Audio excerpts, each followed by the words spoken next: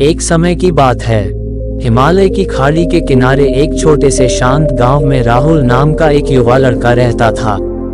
राहुल अपने क्रोधी स्वभाव और चंचल मन के कारण गांव भर में प्रसिद्ध था। उसका मन हर समय विचारों से भरा रहता था। सोचो कि उसके विचारों के तूफान ने उसके मन को एकदम बेचैन कर दिया था। उसके जीवन से शांति मानो गायब हो गई थी और वह हमेशा अपने ही ख्यालों में खोया रहता था और तनावपूर्ण जीवन जी रहा था उनके अशांत मन और क्रोध के कारण। उनके अपने परिवार के सदस्यों और गांव वालों से भी संबंध अच्छे नहीं थे, जिससे वह और भी अधिक अकेला और अपमानित महसूस करने लगा। वह और भी अधिक मानसिक तनाव की स्थिति में चला जाता है। एक समय की बात है, राहुल अपने गांव की गलियों में घूम रहा था। तभी उनकी मुलाकात एक बौद्ध भिक्षु से हुई, जो एक पेड़ की छाया के नीचे ध्यान में बैठे थे। बौद्ध भिक्षु के चेहरे से निर्मल शांति की आभा झलक रही थी। इस असीम शांति में राहुल बौद्ध भिक्षु की ओर आकर्षित हुआ। जब राहुल बौद्ध भिक्षु के करीब आया तो उसे अपने आसपास एक सकारात्मक ऊर्जा का एहसास हुआ। राहुल को एहसास हुआ कि इस असीम शांति और सकारात्मक ऊर्जा का स्रोत कहीं न कहीं इस बौद्ध भिक्षु के भीतर ही है। इसलिए वह वहीं बैठकर उसकी आंखें खुलने का इंतजार करने लगा।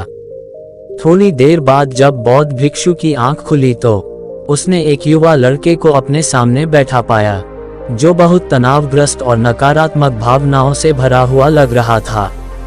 राहुल ने बौद्ध भिक्षु की ओर उदार भाव से देखा और बहुत विनम्रता से कहा, मालिक, मेरा मन बहुत अशांत है और मेरे मन के विचार मुझे खाए जा रहे हैं। मुझे एक पल के लिए भी शांति महसूस नहीं होती। क्या आप मुझे सिखा सकते हैं कि मैं अपने अशांत मन को कैसे शांत करूं? बौद्ध भिक्षु ने राहुल की पीड़ा को समझते हुए करुण दृष्टि से देखा और कहा, मेरे प्यारे बच्चे, मैं तुम्हें एक कहानी सुनाना चाहता हूँ। इस कहानी में मानसिक शांति और खुशी के रहस्य छिपे हैं। क्या आप कहानी सुनना चाहेंगे? राहुल ने हाँ में सिर हिलाया और पूरी एकाग्रता से कहानी सुनने को तैयार हो गया। उनके अंदर जिज्ञासा चरम पर थी। वो कहानी सुनने को बेताब था। बहुत समय पहले की बात है। एक नगर में शक्ति नाम का एक आदमी रहता था। शक्ति बेहद महत्वाकांक्षी व्यक्ति थे और उन्हें हर काम में लोगों से मदद की जरूरत पड़ती थी। यदि उसे किसी से असफलता और बुराई सुनने को मिलती थी तो वह गहरी चिंता और तनाव में चला जाता था। उनका मानना था कि सफलता और भौतिक शक्तियां वांछित खुशी देंगी, लेकिन वह जितना सफलता और प्रशंसा के पीछे भागता था, उतना ही मानसिक तनाव में डूबता जाता था। लेकिन अचानक शक्ति का सामना उस समय के मशहूर बौद्ध भिक्षु से हो गया, जिसका नाम महाकौशल था। महाकौशल अपने शिष्यों को ध्यान की शिक्षा देते थे और वह स्वयं एक बहुत ही ध्यानमग्न और प्रबुद्ध व्यक्ति थे। महाकौशल की अद्भुत एकाग्रता से प्रभावित शक्ति ने उनसे अपने भटकते मन को शांत करने का उपाय जानना चाहा।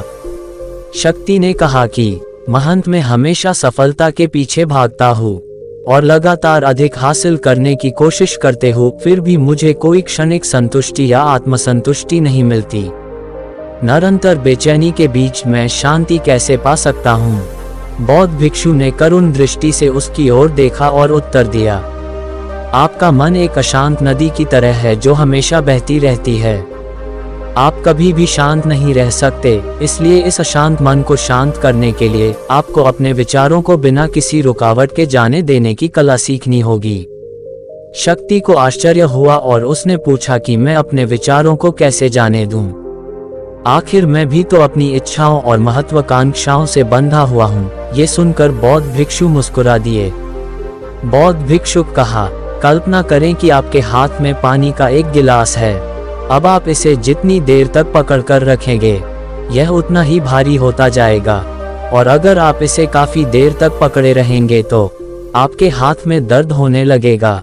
लेकिन अगर आप उस पकड़ को ढीला कर दें और छोड़ दें तो आपका बोझ खत्म हो जाएगा। राहुल ने पूरी कहानी और उसका संदेश ध्यानपूर्वक सुना। वह समझ गया कि अपने विचारों और इच्छाओं से चिपके रहने से उसका बोझ बढ़ जाता है और अंदर ही अंदर अशांति पैदा कर देता है। अब राहुल को कहानी का अंत सुनने की उत्सुकता से प्रतीक्षा थी। कहकर बौद्ध भिक्षु ने कहानी जारी रखी। एक बौद्ध भिक्षु की बात मानकर शक्ति ने विचारों को त्यागने का अभ्यास शुरू कर दिया। वह बिना किसी पूर्व निर्णय के अपने विचारों और भावनाओं को आते और जाते देखता था। अब उसने विचारों को पकड़ना बंद कर दिया था। विचार उठते थे और अपने आप चले जाते थे। धीरे धीरे उसे यह एहसास होने लगा कि उसकी इच्छा और भावना ही सभी दुखों का कारण है। जैसे जैसे शक्ति ध्यान में गहरे उतरते गए, उन्होंने पाया कि वर्तमान में जीना ही आंतरिक शांति का एकमात्र स्रोत है। वह खुद को वर्तमान में स्थापित करके अपने मन की निरंतर बकवास से छुटकारा पा सकता था। धीरे धीरे शक्ति का मन एक शांत झील की तरह हो गया, जो बाहरी दुनिया को अपने अंदर प्रतिबिंबित करती है। उन्होंने जीवन की सादगी में संतोष को अधिक महत्व दिया और भौतिक संपत्ति के प्रति अपना लगाव छोड़ दिया। जैसे ही शक्ति में ऐसे बदलाव की खबर लोगों के बीच फैली, दूर दूर से लोग मार्गदर्शन लेने आने लगे। लोगों को विचारों को मुक्त करने की कला सिखाना और उन्हें अपने भीतर शांति खोजने के लिए मार्गदर्शन करना, वह लोगों के बीच शांति और ज्ञान का प्रतीक बन गया।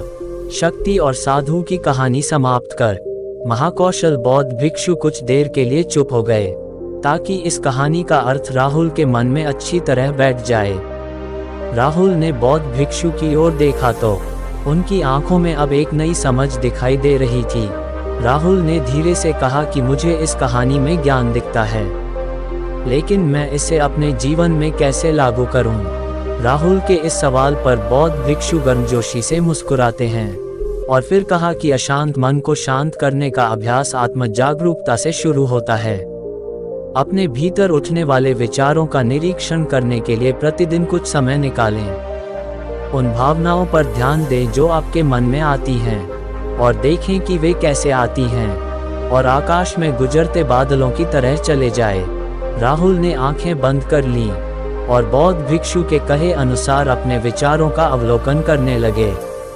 जैसे ही उसने अपने भीतर उठने वाले विचारों पर ध्यान देना शुरू किया, उसे इसका एहसास हुआ।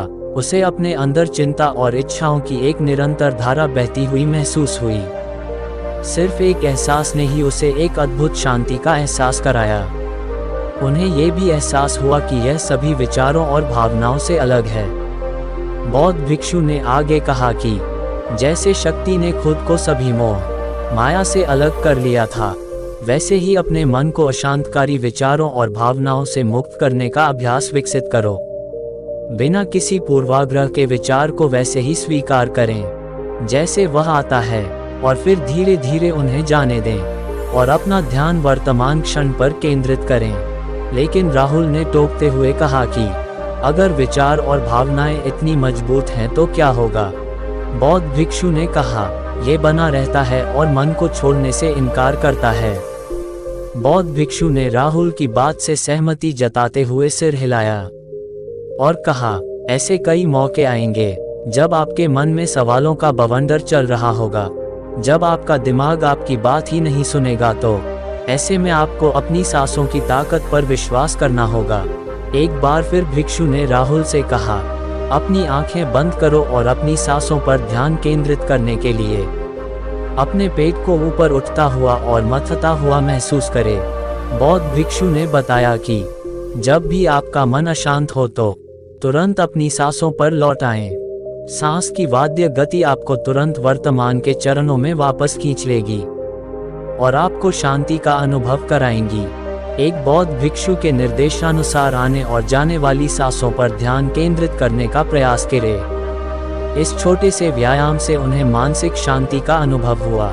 उसे याद आया कि उसकी सांसें हमेशा उसके साथ थी, जो उसे वर्तमान क्षण की याद दिलाती थी। जीवन आराम और शांति लाती है। से अच्छा राहुल के इस विकास को देखकर बौद्ध भिक्षु मंद मुस्कुराए और बोले, मेरे तुम्हारी बेचैन मन को शांत करना तुमसे कोई नहीं छीन सकता। एक ऐसा अभ्यास है जिसमें बहुत प्रयास और दृढ़ इच्छा शक्ति की आवश्यकता होती है, क्योंकि लगातार व्यायाम से मांसपेशियां मजबूत होती हैं। उसी तरह नियमित अभ्यास से मन भी शांत होता है। स्वीकृति में सिर हिलाते हुए इस बौद्ध भिक्षु को धन्यवाद देते हुए उन्होंने वादा किया कि आज से वह अपने अशांत मन को शांत कर सकेंगे। और अपनी गैर शक्तियों को मुक्त कर सकेंगे। बौद्ध भिक्षु ने राहुल के कंधे पर हाथ रखकर कहा, मुझे आपकी क्षमता पर बहुत भरोसा है और आपको जल्द ही आंतरिक शांति मिलेगी। लेकिन याद रखें कि यह आसान नहीं होगा। लेकिन अगर आप दृढ़ इच्छा शक्ति और खुले दिल से प्रयास करेंगे तो आप निश्चित रूप से वह शांति पा लेंगे जो आपके अंदर है। उस दिन से राहुल अपने अशांत मन को शांत करने का प्रयास करने लगा और हर दिन ध्यान करने के लिए एक अलग समय निर्धारित किया। उसने अपने मन में उठने वाले विचारों को बिना किसी रोक टोक के जाने दिया और अपनी सांसों के जरिए खुद को वर्तमान में बनाए रखने की कोशिश की। समय के साथ अभ्यास करते हुए राहुल को अपने अंदर शांति का अनुभव हुआ। जैसे जैसे समय बीतता गया, राहुल को ज्ञान और शांति का स्रोत कहा जाने लगा। जैसे जैसे समय बीतता गया, भरत को ज्ञान और शांति का स्रोत कहा जाने लगा। ग्रामीण अपने अशांत मन को शांत करने के लिए राहुल के पास आने लगे। बौद्ध भिक्षुओं के शिक्षक दूसरों की मदद करते समय आत्म जागरूकता की शक्ति साझा करते हैं। बौद्ध भिक्षु आंतरिक शांति पाने की शिक्षा देते हैं। इसके साथ ही उन्होंने अपनी सांसों पर ध्यान देने और अपने विचारों को मुक्त करने की कला भी सिखाई। ऐसे निवासियों का विकास हुआ और उन्हें मन की अमूल्य शांति मिली। बौद्ध भिक्षु की शिक्षाओं और राहुल द्वारा संचालित अभ्यास के माध्यम से विचारों को त्यागने और वर्तमान में जीने की कला दूर दूर तक फैल गई। उन्होंने कई लोगों की जिंदगी बदल दी और जैसे जैसे समय बीतता गया, उनकी जिंदगी और भी बदलती गई। राहुल का शांत प्रभाव उसके गांव की सीमाओं से परे तक फैला हुआ था। आसपास के गांवों और शहरों से लोग राहुल के परिवर्तन की कहानी सुनते थे, उनसे सलाह लेने आते हैं। मन के बोझ तले दबे लोगों के लिए राहुल आशा की किरण बन गया। राहुल की शिक्षाएं केवल ध्यान और प्रवचन तक ही सीमित नहीं थीं, बल्कि वह रोजमर्रा के काम जागरूकता के साथ करने पर ज्यादा जोर देते थे। वह लोगों को अपनी भावनाओं के प्रति जागरूक रहने की याद दिलाते थे। इस बात पर ध्यान दें कि आप दिन भर में क्या करते हैं और अपने आसपास होने वाली घटनाओं पर आप कैसे प्रतिक्रिया करते हैं। हर काम पूरी जागरूकता के साथ करें। जब आप खाएं तो प्रत्येक टुकड़े के स्वाद का आनंद लें। जब आप सूरज की रोशनी के सामने खड़े होते हैं तो उसकी गर्मी महसूस करें। लोग क्या कहते हैं उसे ध्यान से सुनें और समझें। छोटे छोटे बदलावों से लोगों के जीवन में चमत्कारिक परिवर्तन आते हैं। राहुल की शिक्षाओं से लोगों ने सीखा कि जीवन का आनंद वर्तमान में जीने में है। दोस्तों, ये कहानी का अंत है। मुझे आशा है कि आपने इस मोटिवेशनल स्टोरी से बहुत कुछ सीखा होगा। आपका कीमती समय देने के लिए बहुत बहुत धन्यवाद।